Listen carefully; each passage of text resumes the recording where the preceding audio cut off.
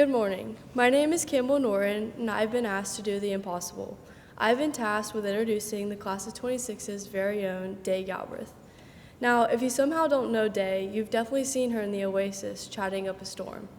You might also know Day as she was our very own raging Visco girl, who somehow turned into an emo girl a year later.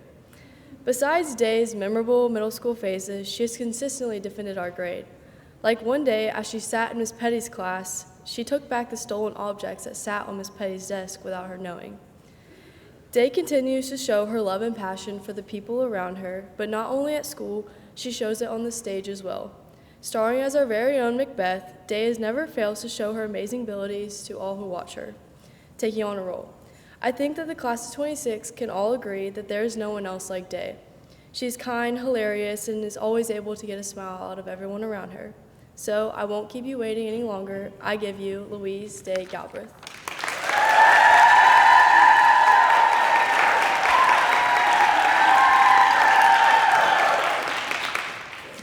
February 22nd, 2024. What were you doing? I bet you don't remember. But I remember what I was doing, sitting on a stage pretending to be a 70-year-old man. I can picture it perfectly. I'm wearing drab gray Converse, corduroy pants. My face is covered with eyeliner. At best, translating into wrinkles from far away. At worst, looking like a literal toddler scribbled on my face. My hair? Nay, helmet of hairspray, unmoving while the crushing weight of about 60,000 bobby pins weighs down on me. I'm melting, literally suffocating under layer upon layer of every single sweater Miss Reagan could possibly find in that basement. My suffering is of no avail. The merciless Florence Yu continues to assault my retinas with blinding light, practically grilling me at this point. The worst part of this whole ordeal? I'm supposed to be saying lines right now. About 30 seconds ago, I uttered the words, "So the scene shifts," and then proceeded to forget every single word in the Merriam-Webster English Dictionary. Despite my unmoving, practically lifeless external appearance, my heart is about to explode. I can almost see the bloodlust in our dear Miss Reagan's eyes.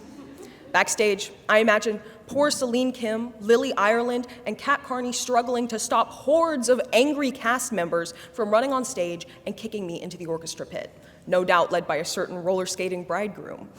They did not deserve this. This is my worst nightmare. Yet for some reason, in that moment, I am still, waiting for the world to end, waiting for a second big bang to happen, but it doesn't. It keeps going. Eventually, I snap out of it and continue with my line that has something to do with a broom. To this day, I still can't quite remember. So, why tell you this? Why immortalize this moment, unfortunately, for a second time on camera? Because despite it being one of the most embarrassing things that's ever happened to me, it's also just a really funny story. To me, that mistake isn't a failure that's going to matter in the grand scheme of things. I think the stereotype for SMS girls is that we're all overthinkers. And I'm here to say that that does not stand when applied to me. I am not an overthinker. In fact, I am an underthinker. My time at St. Mary's has been filled with moments like that one. Moments where I have made mistakes, said or done something so out of pocket that it might even prompt a meeting with Miss House, or, on the off chance, even Dr. Rogers. Don't get me wrong. I'm not bragging about the many, many blunders I've made here, but I am saying sometimes it's the very mistakes we dread that make good stories. Was it morally correct to yell, "Ah, it's hideous," in response to my 5th grade teacher sitting on my desk? Absolutely not. And I want to apologize for that if you're watching this.